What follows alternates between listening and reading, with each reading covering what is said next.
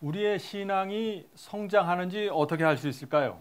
우리 신앙이 지금 성장하고 있다 하는 걸 어떻게 알 수 있을까요?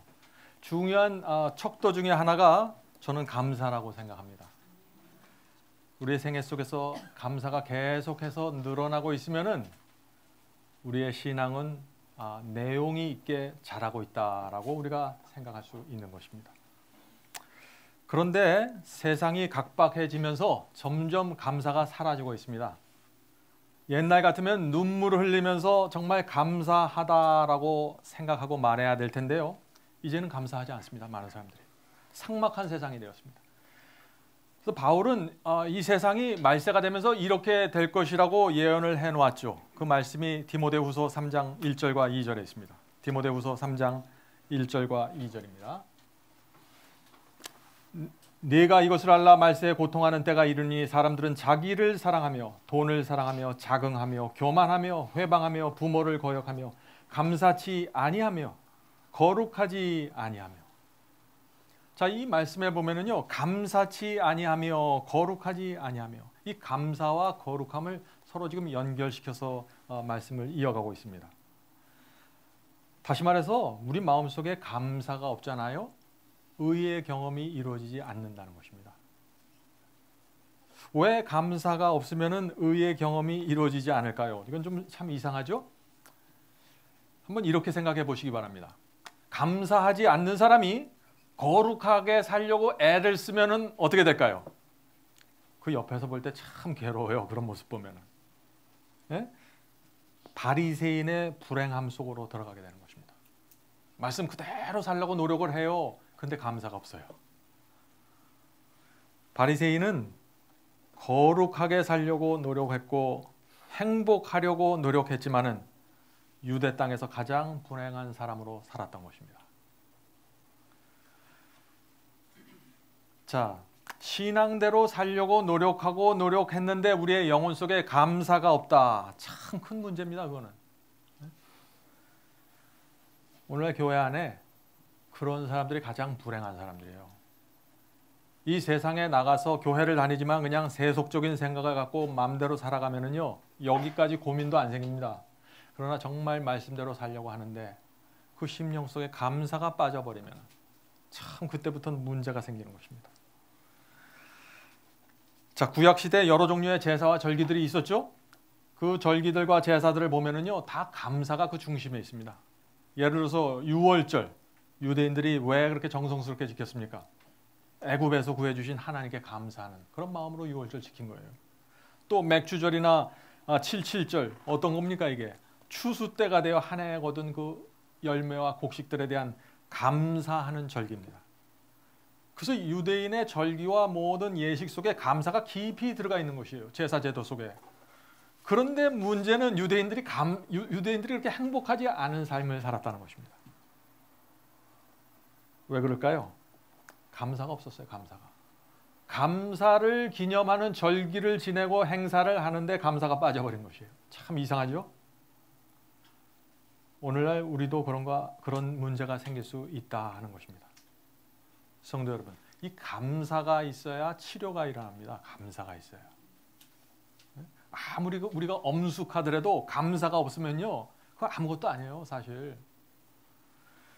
감사가 있어야 우리 가정에 행복이 찾아옵니다. 어떤 사람은요, 날마다 자기를 부인하고 철저하게 자기 몸을 쳐서 복종시켜요. 그런데 감사가 없어요. 어떻게 될까요? 아무런 의미가 없습니다. 옆에서 사람들이 볼 때 저 사람 도대체 뭐지? 저 사람이 갖고 있는 신앙의 정체가 뭔가? 음식을 할 때 요리를 열심히 하고 좋은 재료를 쓰는데 중요한 양념 하나를 빼놓으면 어떻게 됩니까? 맛이 없죠, 맛이. 이 감사가 그런 거예요. 우리 신앙에서.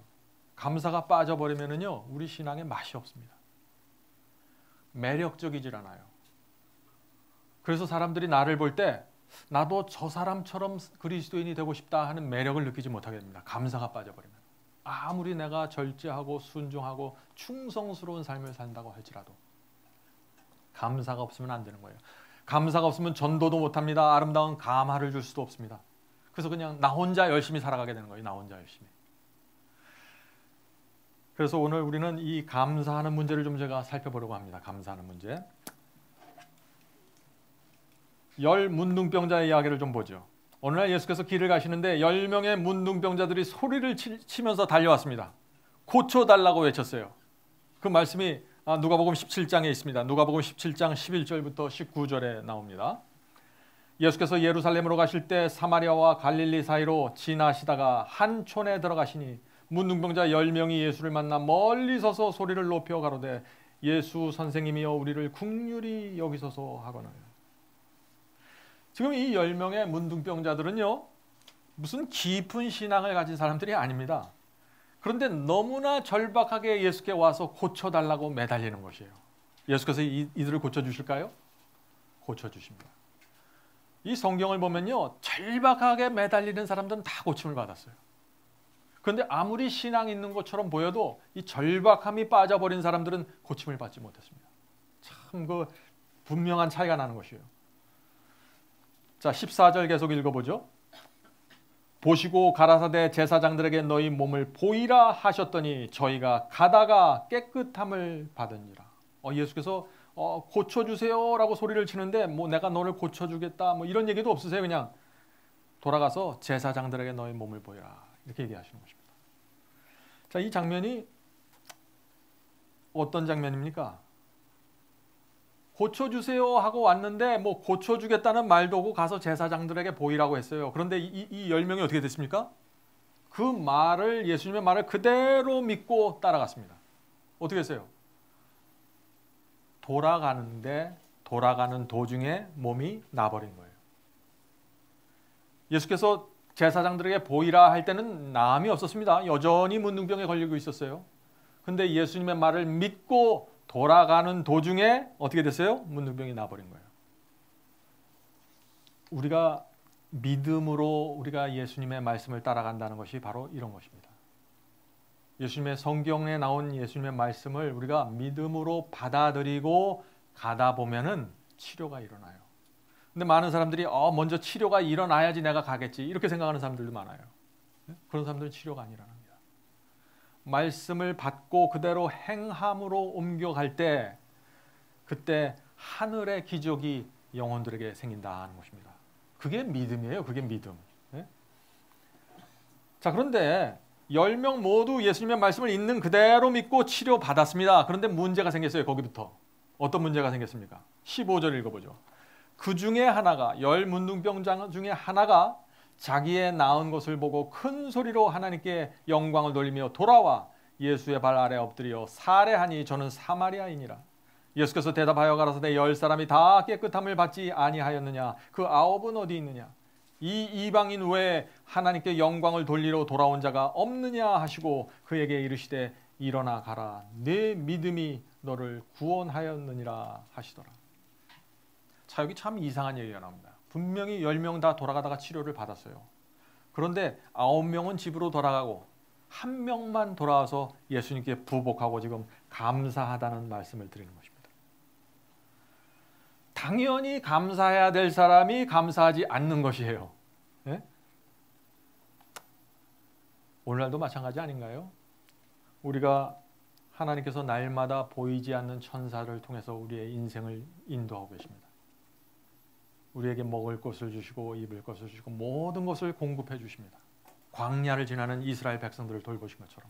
그런데 우리 마음속에 감사가 없어요. 문둥병이라는 이 죄의 질병을 치료받았다고 말하는 그런 사람들 중에서도 감사가 없는 것입니다. 참 이상합니다. 감사는요, 오랫동안 교회 다닌다고 해서 자동적으로 생기는 게 아니에요. 이게 마음속에 하나님의 보호와 구원에 대한 감사가 실제로 있어야 나오는 거예요. 이게 실제로 있어야. 그 감사를 만들어내는 게 아니잖아요. 감사가 실제로 있으면 그냥 감사가 나오는 건데. 그런데 이상해요. 감사를 정말 해야 될 사람들은 감사를 안 합니다. 저 사람은 정말 모든 것이 완벽하게 갖춰져 있다. 저 사람은 정말 감사할 수밖에 없다. 그런 사람도 감사 안 해요. 예를 들어서 하나님께 복을 받아서 건강하고 자녀들도 잘 되고 재물이 많습니다. 근데 그런 사람들 중에는 감사가 흘러나온 사람들이 많지가 않아요. 사실은. 오히려 어떤 사람들이 감사해요? 가난하고 병들고 망했어요. 그런 사람들이 예수님께 나와 부복하고 감사를 표현합니다. 왜 그런지 모르겠어요. 이게 우리의 삶이에요. 실제적으로. 틀림없이 감사해야 되고 감사할 것이라고 기대하는 사람들은 감사하지 않고, 저 사람을 보면 감사할 것이 별로 없다 하는 사람들은 감사하거든요. 그런 사람들 중에 이 삭개오와 같은 감사, 막달라 마리아와 같은 감사가 나오는 것입니다. 이 라오디게아 교인들은요, 많은 빚을 받은 사람들입니다. 많은 빚을. 그런데 왜 감사가 터져 나오지 않냐면요, 많은 빚을 받고 오랜 세월 동안 빚을 받아와서 살아왔는데 받은 빚에 충성하지 않아요. 하나를 받았으면 하나에 충성하고 둘을 받았으면 둘에 충성해야 되는데 빚은 잔뜩 받았어요. 그런데 조금만 충성해요. 그러니까 어떻게 돼요? 마음속에 어두움이 생기는 거예요. 자책감이 생기고 양심의 가책이 생기고 내가 빚을 따라가지 못했다는 그런 느낌이 생기고, 그러니까 감사가 사라지는 거예요. 자꾸. 예수께 돌아오지 않는 그 9명의 문제가 오늘날 기독교의 문제가 아닙니까? 문둥병을 고치는 특별한 체험을 했는데 감사하는 정신이 없는 것이에요. 네? 자, 현대의학이 포기한 암이 낫는 것도 정말 기적이죠? 그런데 이 통계를 보면요, 암을 기적적으로 치료한 사람들 중에 정말 감사의 정신으로 살아가는 사람들은 극소수래요. 되게 암에 걸리면은 우리가 이런 기도를 드리잖아요. 하나님, 저를 살려주십시오. 살려만 주시면 내 인생, 내 사업, 내 모든 것을 주님께 드리겠습니다. 주님께서 고쳐주시면 내 인생을 바치겠습니다. 네? 이런 기도를 드려서 이제 하나님의 기적으로 낫습니다. 그럼 그 사람들이 어떻게 될까요? 거기에서 또 9명의 문둥병자 이야기가 또 반복되는 것입니다. 네. 우리가요, 정말 감사하면은요, 옥합을 깹니다. 너무 정말 감사하잖아요? 동전 한 입이라도 주님께 드려요. 감사는 정신적인 게 아니에요, 이게. 감사는 마음속에 있는 거지만 이거는 그냥 옥합을 깨든지 동전을 드리든지 뭐로 나와버려요. 그냥 표정으로 나오고 행동으로 나오고. 그게 감사예요. 그래서 진정으로 감사하면 온 몸과 마음으로 주님께 표현하게 되어 있습니다. 그런 사람들이 결국에는 주께서 인도하시는 종이 되는 것입니다. 여러분들 지금 가을이죠? 감사의 계절입니다.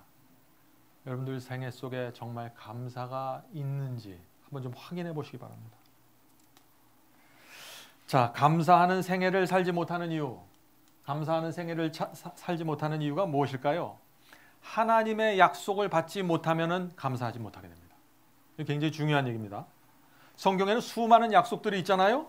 근데 그 성경에 나오는 그 약속들이 내 생애와 내 마음 속에서 이루어지지 않으면은요, 감사가 생길 수가 없어요. 그래서 중요한 것은 뭐냐? 성경에 나오는 약속의 말씀을 붙잡고 살아가는 것이 기본적으로 중요하다. 제가 이 말씀을 좀 강조드리고 싶습니다. 자, 시편 41편 3절 보죠. 여호와께서 쇠약한 병상에서 저를 붙드시고 저의 병중 그 자리를 다 고쳐 펴시나이다. 약속이거든요, 이게. 하나님께서 우리의 병을 고쳐주시겠다. 다 고쳐서 펴주시겠다. 이 약속이에요. 이 약속을 붙들고 사는 것이 중요합니다. 약속을 믿어야 돼요. 하나님의 약속. 여러분들은 이 약속이 이렇게 주어지면은 믿으시겠어요? 여러분들이 아주 몹쓸 병에 걸렸다. 근데 시편을 읽으면서 이런 말씀을 발견했다. 하나님의 말씀이에요. 믿으시겠습니까? 자, 그런데 많은 분들이 여기까지는 믿어요. 그런데 또 어떤 분들은 또 믿기를 주저해요.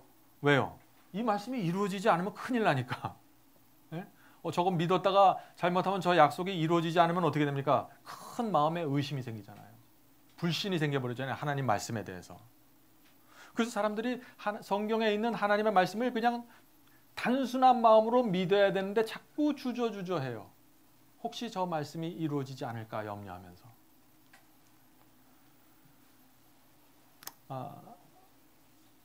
오늘날 많은 사람들이요, 이 치료해 주시겠다는 그 하나님의 약속을 받기 위해서 맑은 공기를 마십니다. 그죠? 산에 들어가서 맑은 공기를 마시고 좋은 음식을 먹고 운동을 합니다. 또 모든 것을 제쳐두고 이 건강을 회복하기 위해서 애를 씁니다. 또 이 성경 말씀을 붙잡고 약속을 주장합니다.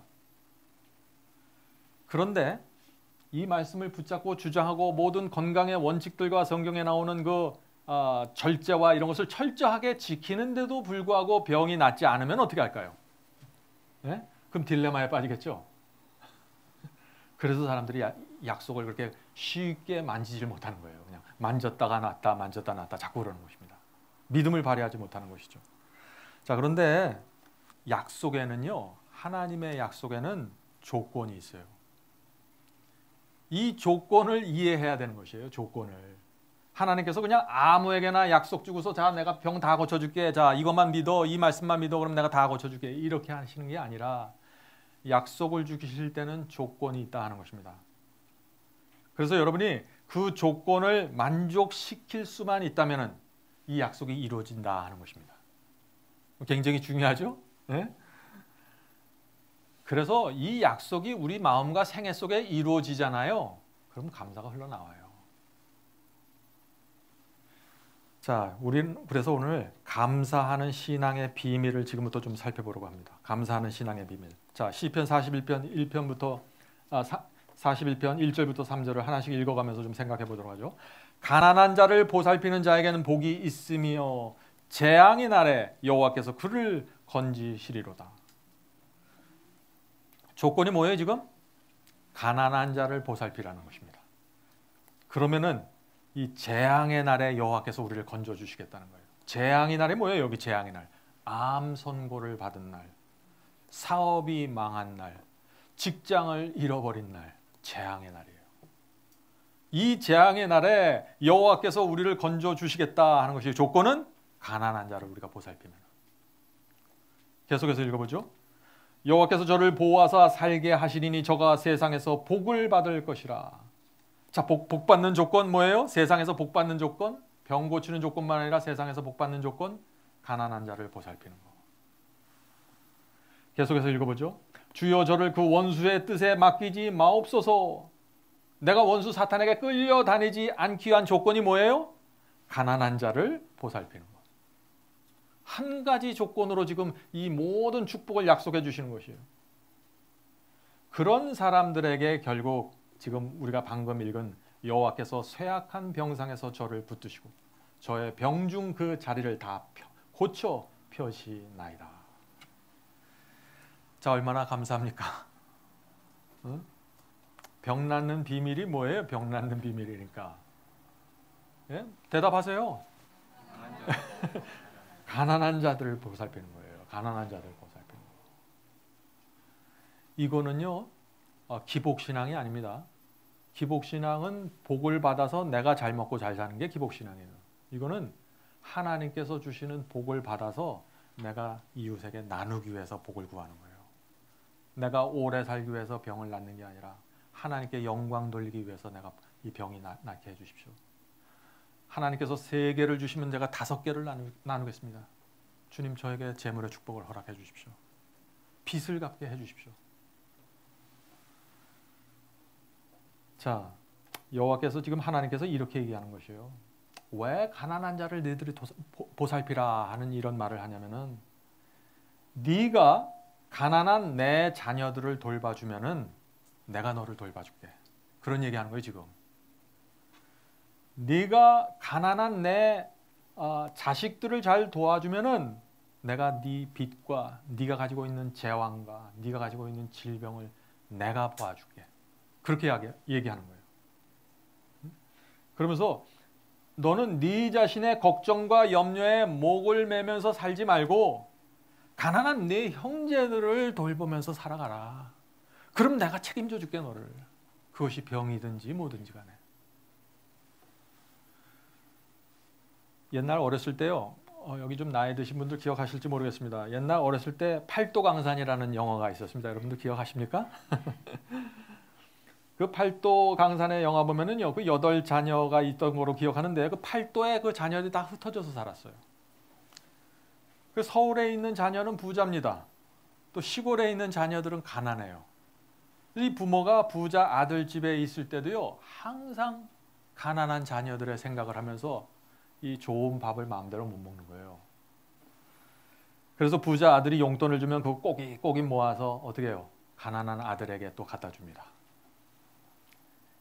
성도 여러분, 이것이 부모의 마음이에요. 우리 하늘 아버지도 이런 마음을 갖고 있다는 것입니다. 예수께서 그래서 이렇게 말씀하신 것이죠. 마태복음 25장 45절입니다. 지극히 작은 자 하나에게 하지 아니한 것이 곧 내게 하지 아니한 것이라. 네? 다시 말해서 무슨 얘기예요? 지극히 작은 자에게 한 것이 너희들이 내게 대해서 한 거다. 그 가난하고 힘들게 살아간 그 영혼에게 너희들이 무엇을 하면은 그것을 나에게 한 것으로 내가 받을 거야. 이게 아버지의 마음 아닙니까? 자, 하나님, 창조주 하나님께서 감사를 느낀다는 거예요. 감사를. 우리가 작은 자, 가난한 자, 억울한 자, 이런 사람들 돌보잖아요.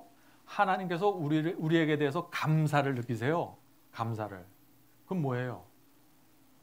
하나님이 감사를 느끼면 가만히 계실까요? 이 별들과 우주를 만드신 하나님께서 나에 대해서 감사를 느꼈어요. 근데 가만히 계실까요? 아니죠. 반드시 갚아주신다는 것입니다. 반드시 갚아주세요. 그게 우리가 방금 읽었던 이 말씀의 약속입니다. 이 가난하다는 거는요, 물론 육적으로 돈이 없어서 가난한 것도 있지만 영적으로 가난한 사람도 있어요. 진리가 없어서 이 교회 저 교회 찾아다니면서 외롭게 살아가는 영혼들, 가난한 사람들입니다. 네? 재물이 없어서 가난한 사람들, 깊은 병으로 정말 힘들어하는 사람들, 이런 사람들을 우리가 보살피면서 살아가면은요, 하나님의 약속이 성취된다는 것입니다. 이게 하나님의 복을 받는 공식이에요. 네? 자, 세 가지 약속이 성취되는 거예요. 가난한 자를 돌보면은 첫째, 하나님께서 재앙의 날에 우리를 건져준다 그랬습니다. 둘째, 세상에서 복을 받게 해주세요. 그 다음에 우리의 몹쓸 병에서 치료해 주신다는 것입니다. 이거 너무 성경을 이렇게 얘기하면 이거 위험한 거 아닙니까? 그렇게 생각하는 분들이 계실 거예요. 이거 무슨 로또 당첨되는 얘기 같기도 하고. 이게 그런 게 아니라요. 나중에 오늘 말씀을 쭉 들어보시면 이게 도대체 무엇을 의미하는지 여러분들이 이해하게 되실 것입니다. 가난한 자를 돌본다는 것은 내가 축복받기 위해서 가난한 자 열심히 도와야지. 이게 아니에요. 내 속에 그리스도의 예수의 마음을 갖고 있기 때문에 가난한 자를 보면은 동정이 흘러나가는 거예요. 돕게 되는 것입니다. 내 주변에 힘든 사람이 있으면 내 속에 있는 성령을 통해서 내 마음이 움직여서 그 사람에게 손을 뻗게 되는 것이에요. 하나님께서 이런 모습을 옆에서 보시면서 우리를 신뢰하게 되고 우리에게 복을 허락할 수 있게 되는 것입니다. 어떤 사람들은 복을 주면 교만해지잖아요. 하나님께서 어떤 사람에게 복을 줄 때는 복을 줘서 그 사람이 교만해지지 않는다는 믿음이 생겨야 돼요. 우리도 하나님을 믿지만 하나님도 우리를 믿으셔야 돼요. 네? 여러분들 자녀에게 100만 불 줍니까? 철부지 자녀에게? 안 주잖아요. 100만 불 주면 오히려 그 사람이 망가지니까, 아들이. 하나님도 마찬가지입니다. 온유와 동정으로 우리의 마음이 채워져 있고 돈을 사랑하지 않는 마음으로 우리 마음이 채워져 있어야 하나님께서 원 없이 복을 내려주실 수 있다는 것입니다. 네? 자, 그래서 시편 41편 이 1절부터 3절 이 세 번역 성경에 나온 그 말씀으로 읽어보면요, 우리 피부에 아주 와 닿게 됩니다. 이렇게 돼 있어요. 가난하고 힘없는 사람을 돌보는 사람은 복이 있습니다. 재난이 닥칠 때 주님께서 그를 구해 주십니다. 주님께서 그를 지키시며 살게 하십니다. 그는 이 세상에서 복 있는 사람으로 여겨질 것입니다. 주님께서 그를 원수의 뜻에 맡기지 않을 것입니다. 주님께서는 그가 병상에 누워있을 때에도 돌보시며 어떤 병이든 떨치고 일어나게 하실 것입니다. 분명한 약속 아닙니까? 어떤 분들은 자꾸 이 감기하고 암을 자꾸 구별하려고 그래요. 우리 인간의 마음은 감기는 쉬운 병, 암은 저건 불치병. 그래서 암 걸린 사람이 기도를 잘못해요. 이게 불치라고 생각하니까 자기 체면에 걸려서. 하나님께는 감기나 암이나 다 똑같은 거예요. 예? 뭐 팔이 하나 부러졌거나 눈이 하나 빠졌거나 하나님께 다 똑같은 거거든요. 감기는 쉬운 병이고 암은 어려운 병이 아닙니다. 하나님께서 축복하실 수 있는 이 조건과 요건을 딱 맞추는 그런 심령이 내 속에 생겨버리면은 하나님께서 축복하십니다. 그때는. 네? 자, 얼마나 이게 생각하면 할수록 이 약속은 기가 막혀요. 근데 이 약속을 주신 이는요 사람이 아닙니다. 제가 약속하는 게 아니에요. 이 성경절들 제가 그냥 해석하는 것뿐이지 제가 드리는 약속이 아니에요. 이 약속은 무슨 신유 은사를 받은 목사가 주는 약속이 아니에요. 이건 창조주 하나님께서 주시는 약속이에요. 이 말씀뿐만 아니라 성경에 나오는 그 수많은 약속들을 여러분들 믿고 살아가야 됩니다. 그리고 그 약속이 성취되기 위해서 내가 무엇을 채워야 되나 그것을 살펴봐야 돼요. 성경을 읽을 때. 그러면 여러분의 생애가 풍요롭게 될 것입니다. 그러므로 이제부터 우리가 어떻게 살아야 되죠? 의지할 곳이 없어서 눈물 흘리는 영혼이 있으면 도와줘야 됩니다. 진리를 찾지 못해서 이 교회 저 교회 옮겨 다니는 영혼이 있으면 도와줘야 됩니다. 그것이 하나님의 약속이 성취되는 길이에요. 암이 걸렸으면 건강 원칙대로 살아야 됩니다. 그러나 동시에 잊지 말아야 될 것은 나보다 병약한 자를 도우면서 살라는 것이에요. 그게 성경의 가르침입니다. 그런 사람들에게 하나님께서 복을 주시겠다는 거예요. 그런데요, 내가 나를 잘 보살피고 내가 내 앞가림을 철저하게 하면서 살아가면 어떻게 돼요? 하나님께서 그 사람을 돌볼 필요가 없어요. 자기가 다 알아서 돌보기 때문에. 네? 내가 앞가림 철저하면서 나와 내 가족만 먹여 살리고 나와 내 가족만 행복하게 하기 위해서 거기에만 집중해서 살아가잖아요. 그리스도인이 약속이 성취되지 않습니다. 하나님의 기적이 일어나는 비밀을 정확하게 이해하셔야 돼요. 이 비밀이 어떻게 이루어지는지. 자, 그런데 오늘 참 제가 중요한 말씀을 드리는데 오늘 제가 드리는 이런 말씀을 듣기만 하고 행하지 않으면 어떻게 될까요? 아무 소용없는 거예요. 이것도. 야고보서 1장 22절에 그 말씀이 있죠. 너희는 도를 행하는 자가 되고 듣기만 하여 자신을 속이는 자가 되지 말라. 말씀을 들으면은요 듣기만 해요. 교회 나가면 싹 잊어버려요. 약속을 알려주고 축복의 공식이 무엇이라는 것을 말해주어도 듣기만 하면은 소용이 없다는 것이에요. 듣기만 하면. 정말 어떤 사람이 말씀을 듣고 은혜를 받았다고 하면서 눈물을 흘리고 헌금을 드려도 듣기만 하면은 이 문제가 해결되지 않는다는 것입니다. 집에 가면 그냥 까맣게 잊어버리게 되는 것이죠. 이렇게 해갖고는 하나님의 약속이 이루어질 수 없다. 그래서 이 구약 시대에도 보면은요 듣기만 하던 사람들이 있었어요. 듣기만 하던 사람들. 그래서 에스겔서에 보면은 에스겔서 33장 31절에 보면은 제가 세 번역으로 읽어드릴게요. 이런 말씀이 나옵니다. 마치 호기심이 많은 사람들이 무슨 구경거리를 보러 오듯이 너희에게 올 것이다. 말씀을 들으러 오는데 무슨 구경거리 난 것처럼 호기심을 갖고 온다 이거예요. 그러나 그들은 네가 하는 말을 듣기만 할 뿐 그 말에 복종하지 않을 것이다. 그들이 입으로는 달갑게 여기면서도 마음으로는 자기들의 욕심을 따르기 때문이다. 왜 듣기만 해요? 왜? 욕심 때문에.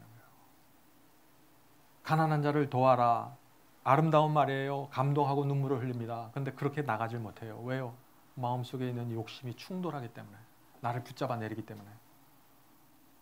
그래서 우리가 이 문제를 내가 정말 내 자신을 주님께 드리는 그런 경험이 있기까지 하나님의 약속이 이루어지기가 참 어렵다는 것입니다. 자, 여기 옥수수 2개가 있죠?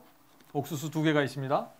이 2개를 다 내가 먹어버리면 어떻게 될까요? 하나도 안 남죠. 하나도 안 남는 거예요. 그런데 제가 하나만 먹고 하나는 다 알갱이를 떼어서 말려갖고 심으면 어떻게 될까요? 수백 개의 옥수수가 나온다는 것입니다. 오늘 많은 사람들이 그리스도인이라고 하는 사람들이 다 옥수수 2개 혼자 다 먹고 있어요. 씨를 안 심어요. 그래서 축복을 못 받는 거예요. 마태복음 13장 8절에 이런 말씀이 있습니다. 더러는 좋은 땅에 떨어짐에 어떤 것은 100배, 어떤 것은 60배, 어떤 것은 30배의 결실을 하였느니라. 씨를 뿌리면 어떻게 된다 그랬어요? 여기 30배, 60배, 100배의 결실이 나온다는 거예요. 이것도 약속이에요. 약속. 그런데 조건이 있어요. 어느 조건? 좋은 밭에 뿌려야 돼요. 좋은 밭에. 제가 그리스도를 믿는다고 하면서 오랫동안 살아왔지만은요, 제가 많이 생각해 보니까 제가 진심으로 거듭나기 전에는 옥수수 2개 나 혼자 먹고 왔더라고. 기도했어요. 네, 열심히 살았습니다. 찬송 부르고. 근데 옥수수는 나 혼자 2개 다 먹고 살아왔어요. 이 문제가 해결되지 않으면요, 여러분 생애 속에 전격적인 변화가 일어나지 않을 것입니다. 감사가 터져나오질 않아요. 감사는 어디서 터져나오냐? 이 나머지 옥수수 하나를 땅에 심어서 거기서 올라오는 수백 개의 옥수수를 보면서 감사가 터져나오는 거예요. 자, 씨를 심어야 돼요. 그래서 씨를 근데 어디서 심어요? 밭에 뿌린다고 했는데 마음밭에 뿌리는 것입니다. 마음밭에. 사람에게 뿌리는 거예요. 사람에게 씨를. 네? 그래서 여러분들이 오늘 나가서 오후에 불쌍한 사람에게, 불쌍한 영혼에게 따뜻한 위로의 말을 해줬잖아요. 씨를 심은 것입니다. 가난한 사람에게 여러분의 주머니를 열어서 돈을 줬잖아요. 씨를 심은 거예요. 자, 그런데 말씀의 씨를 뿌릴 때는 또 중요한 게 있어요. 말씀의 씨를 뿌릴 때는 이 씨가 중요해요. 무슨 말이냐? 콩을 심어야 콩이 나오잖아요. 콩을 심었는데 팥을 나오게 기대할 수 없잖아요. 우리가 진리를 심어야 진리가 나옵니다. 사람들에게 진리를 심어줘야 그 사람이 진리로 인도함을 받고 결실을 맺게 돼 있어요. 그러니까 말씀을 나눠주기 전에 지금 내가 심을 이 말씀이, 나눌 말씀이 정말 진리인지 여러분들 개인적으로 완전히 확신을 하셔야 돼요. 확인을 해야 돼요. 그리고 나서 나눠줘야 돼요. 그러면 하나님의 약속이 이루어진다는 것입니다. 씨를 심는 이야기를 할 때 제가 이 예화를 듣는 것을 참 좋아합니다. 샌프란시스코에 한 치과 의사가 있었습니다. 이분이 씨를 심었어요. 그리고 그 수많은 결실들이 나왔습니다. 오늘 그 얘기를 좀 여러분에게 직접 나눠드리려고 합니다. 월간지 변화가 처음 창간호가 나왔을 때 제가 이분에게 보내드렸어요. 그랬더니 이 치과 의사가 그 월간지 변화 1호를 읽고서 굉장히 마음에 감동이 됐습니다. 이 1호가 뭐예요? 하나님 왜 나에게 이렇게 고통을 허락하십니까? 하는 그런 내용이죠. 그리스도인이 당하는 고통의 이유, 이 문제입니다. 이분이 여러 가지 어려움에 있었어요. 빚도 많이 있었고 가정에 여러 가지 어려움이 있었어요. 남편이 떠나가면서 수많은 빚을 남겨주고 떠났습니다. 자녀들은 어렸을 때부터 모태교회였지만 성장하면서 다 하나님을 떠나버렸습니다. 정말 말할 수 없는 고통이 있었습니다. 그런데 그 이 월간지를 읽으면서 이분이 마음에 감동을 얻고 이 월간지를 이제 내가 나눠주는 일을 해야겠다 하고 생각했습니다. 그래서 500명의 주소를 보내줬어요, 저에게. 그래서 500명에게 나눠주는 일을 시작했습니다. 그런데 이 미국에서는요, 돈을 받고 나눠주거든요. 한국처럼 공짜가 아닙니다. 미국은 한 권에 1불 50전이에요. 그러면 500권 곱하기 1불 50은 큰 돈이에요. 그것도 매달. 제가 그래서 이분이 그런다고 해서 제가 말렸습니다. 그렇게 하지 마십시오. 저 자매님은 먼저 빚을 갚아야 됩니다. 제가 볼 때. 그랬더니 이분이 뭐라 그러냐면 뭐 어차피 망한 거 주님의 사업을 하다가 망했다는 얘기 듣고 싶습니다. 그래서 그렇게 고집을 펴서 이 일을 시작한 것입니다. 월간지를 나눠주기 시작했어요.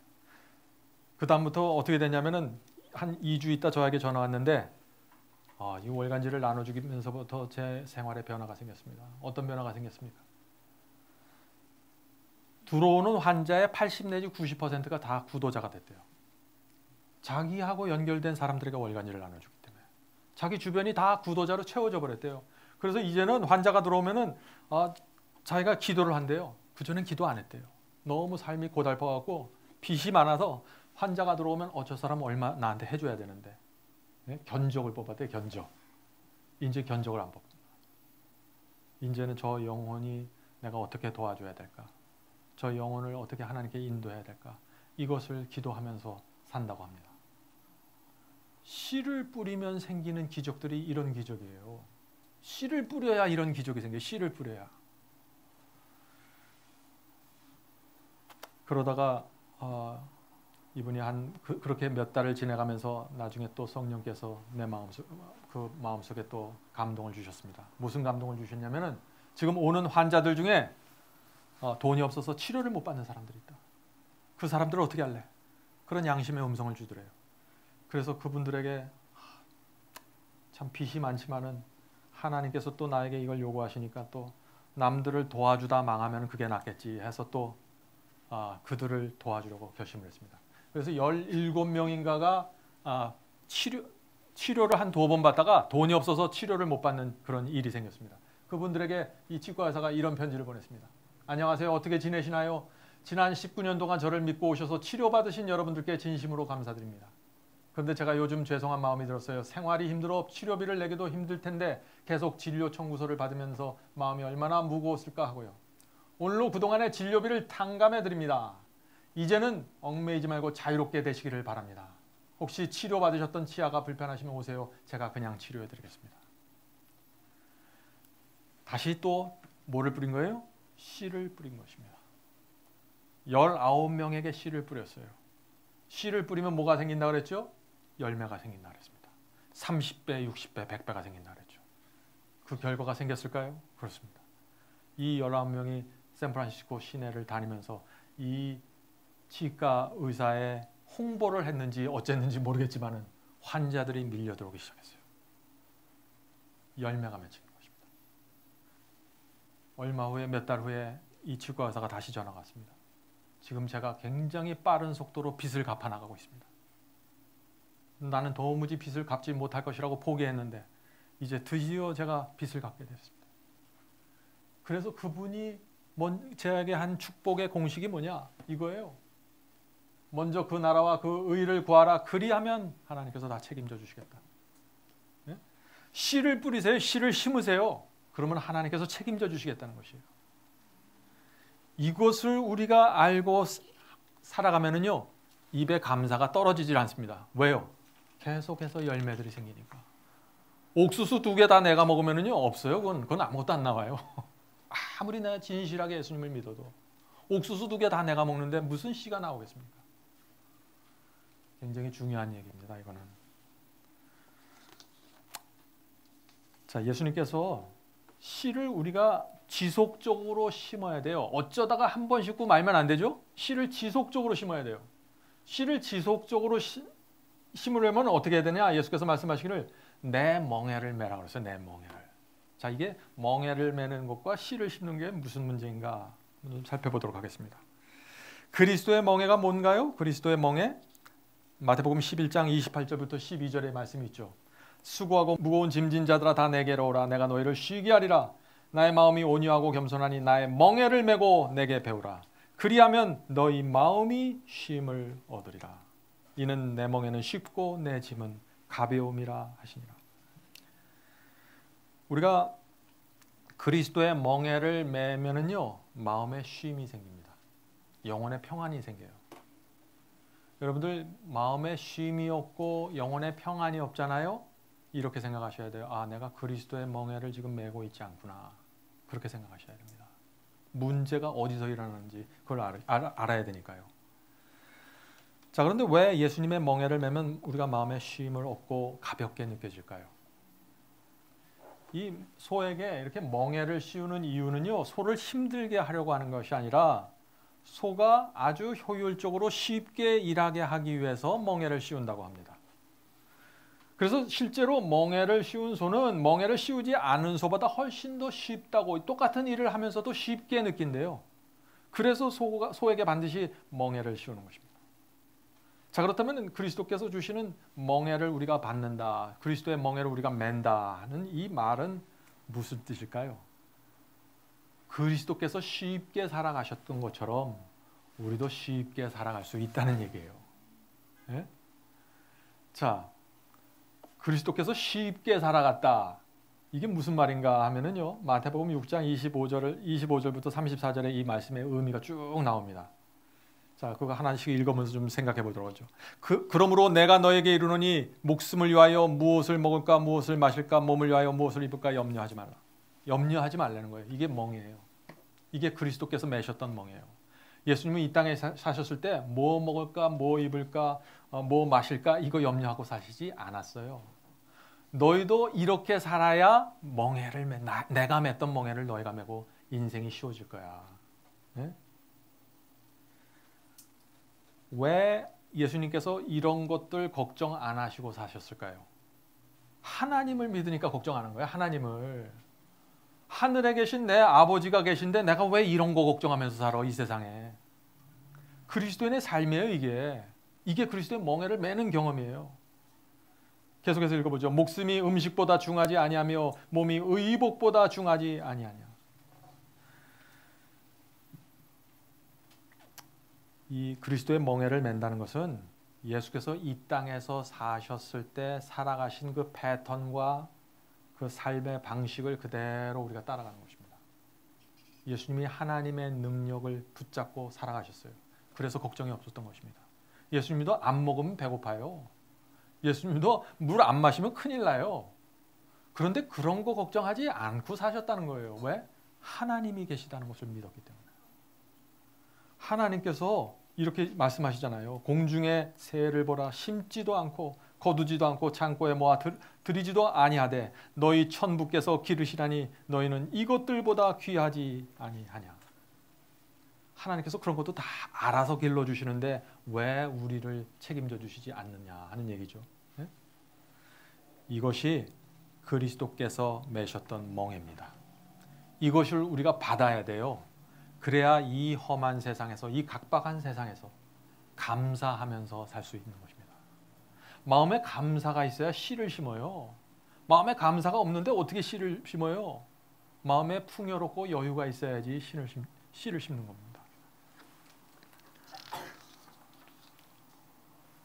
자, 근데 이 축복이 오는데요. 많은 경우에 사람들이 축복이 와도 축복이 와 있는지를 모릅니다. 왜 그러냐면요. 이 축복은 부메랑처럼 찾아오기 때문에 그렇습니다. 부메랑. 부메랑이 뭐예요? 부메랑은 이 그림에서 보는 것처럼 저 V자되는 저런 거죠. 부메랑을 하늘을 향해 던지면은요. 그게 저 멀리 날아갔다가 돌아옵니다. 저 멀리 날아갔다가 돌아와요. 근데 이 던진 사람은요. 그것을 잡기 위해서 뛰어가야 돼요. 어떤 때는 제자리로 정확하게 오지만 어떤 때는 옆자리로 갑니다. 그래서 그 부메랑이 오는 것을 잡아야 돼요. 부메랑이 와도 내가 움직이지 않고 가만히 있으면 부메랑 못 잡습니다. 제가 무슨 말을 하려고 그러냐면요. 축복이 오는데 멀리 갔다 와요. 씨를 심잖아요. 금방 싹이 트는 게 아니에요. 누구를 도와주잖아요. 그 사람이 금방 나한테 은혜를 갚는 게 아니에요. 나는 이 사람한테 갚았는데 다른 엉뚱한 사람이 와서 그것을 갚아줘요. 부메랑이에요 이게. 그래서 내가 누구를 도와줬으면 그 사람만 보면 안 돼요. 하나님께서 알아서 섭리로 다 나를 챙겨주시겠지. 네? 그렇게 해야 이 부메랑처럼 날아오는 이 축복을 받게 되는 것입니다. 자, 이 캘리포니아 남부에 그 리버사이트라는 도시가 있는데요. 이분이 한 집사님이 거기서 정말 생활이 어렵게 살았습니다. 그런데 이 매 주말마다 유학생들을 집에 데려다가 밥을 먹였어요. 자기도 먹고 살기 힘들었대요. 그 당시에 자기도 유학생이었기 때문에. 그런데 집에 데려다가 이 유학생들을 늘 밥을 2년을 먹였다고 합니다. 그런데 그러다가 2년 후에 이제 대학에 가기 위해서 치과 대학에 가기 위해서 샌프란시스코에 있는 그 근처로 이사 갔습니다. 근데 치과 대학에 들어가서 첫 번째 수업을 듣는데 전혀 못 알아듣겠더래요. 영어로 수업을 하는데 전혀 귀에 안 들어오더래요, 이 사람이. 네? 그 일주일 동안 그렇게 수업을 듣는데 정말 좌절이 되고 거의 포기하려고 그랬대요. 난 이제 일주일만 학교 다니고 나 이제 포기해야겠다. 난 이 치과 대학을 졸업할 수 없다. 이제 그렇게 생각한 것입니다. 그런데 그 마지막 7번째 되는 날에 바로 옆에 한 인도 학생이 앉았는데 이 인도 학생이 자기가 정리한 노트를 빌려주겠다 그러더래요. 네? 이 인도는 영어를 잘하죠? 인도 사람들?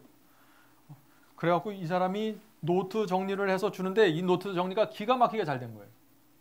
그래서 이분이 그 친구의 노트를 보고 공부하고 강의를 녹음해서 집에 가서 밤새도록 들으면서 공부를 해서 마쳤다고 합니다. 2년 전에 씨를 많이 뿌려놨어요. 2년 후에 인도의 한 학생을 통해서 축복을 받게 되는 것입니다. 부메랑이에요. 부메랑. 근데 사람들은 인도 학생이 나에게 주는 것이 부메랑인지 모르는 것입니다. 많은 경우에. 그래서 하나님의 축복이 어떻게 운이 좋아서 오는 게 아니라 씨를 심으면은 반드시 30배, 60배, 100배가 올라온다는 하나님의 약속에 근거해서 이 열매들이 돌아오는 거예요. 열매들이 돌아오는데 어떤 원칙으로? 부메랑으로. 많이 돌아서 옵니다. 한참 기다려야 돼요. 어떤 때는. 어떤 때는 그래서 축복이 왔는지도 모른다는 것입니다. 사랑하는 성도 여러분, 우리가 정말 이 세상을 어떻게 살아야 될까요? 정말 씨를 심으면서 살아야 됩니다. 옥수수 하나만 먹고 하나는 다 까서 심는 그런 생애야말로 감사의 생애가 되는 것입니다. 그리스도인의 삶은 그래서 계속해서 부메랑을 던지는 삶입니다. 계속해서 부메랑을 던져요. 계속해서 씨를 심고 부메랑을 던지는 것입니다. 그리고 돌아오는 부메랑을 받으면서 감사하는 삶이에요. 네?